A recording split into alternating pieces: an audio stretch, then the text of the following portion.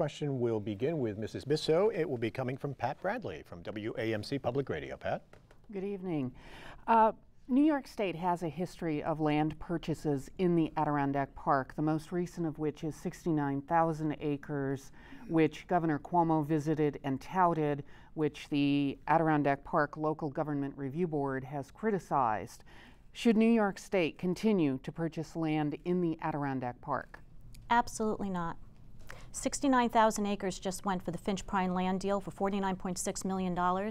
And they say that it's going to not affect local municipalities because the state will continue to pay for the taxes for those municipalities.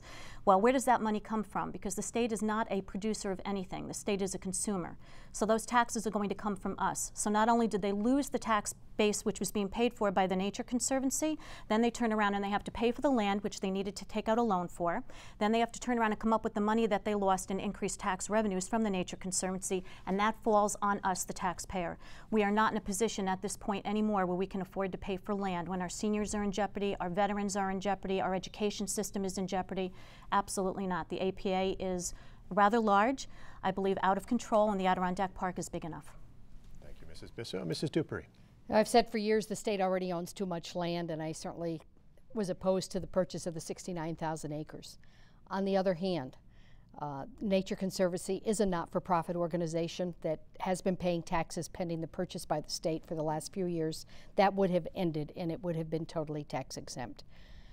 They also did a thorough study, which is now being evaluated by DEC, on the best use for the land. For the first time, a great portion of the 69,000 acres is going to be open to the public. It never has been. Some sections will remain in forest preserves. Other parts of the track will be open to the public. For the first time, waterways, kayaking, canoeing, hiking trails will be developed. There are discussions with the local communities on where the best location and connections are for snowmobile trails to increase tourism during the winter months for these communities. That will be economic development. There are designated sustainable forestry units. We don't want the state to purchase land. When it happens, it must be by conservation easements that allow public access and not by fee title, which has happened too often. All right, thank you. And Mr. Carpenter, 1 minute. For me, a big part of this is what's the land going to be used for.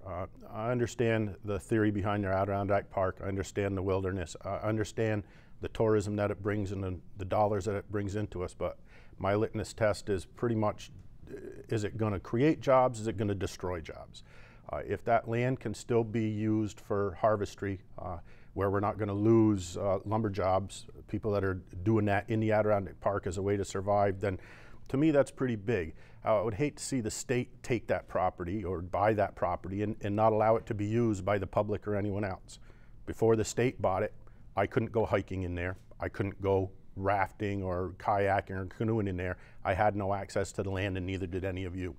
Once a state owns it, we all have access to it. We just have to use it in the correct way and control it in the correct way. All right, thank you. 30 seconds for rebuttal. Mrs. Bissell? Thank you. I'd like to know what's wrong with private ownership of land and why it needs to be accessed by the public in totality.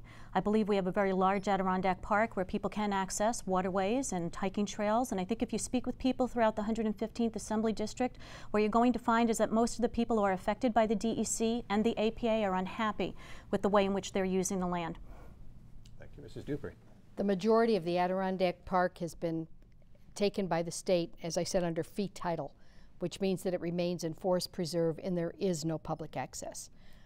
The one good part about this purchase is that it's conservation easement.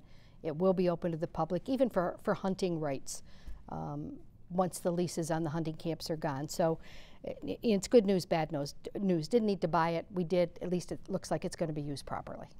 And Mr. Carpenter, you have 30 seconds for rebuttal. Yeah, I really like the land so long as it's used for the public. I spent a lot of time in my past hiking and climbing, being in the mountains and being in the wilderness with a lot of friends of mine. I run into a lot of people there, and to have huge chunks of land like that privately owned that no one can do anything with, to me is kind of sad, especially when we're putting ourselves off as a huge tourist industry here. So long as the land is used right, I have no trouble with it.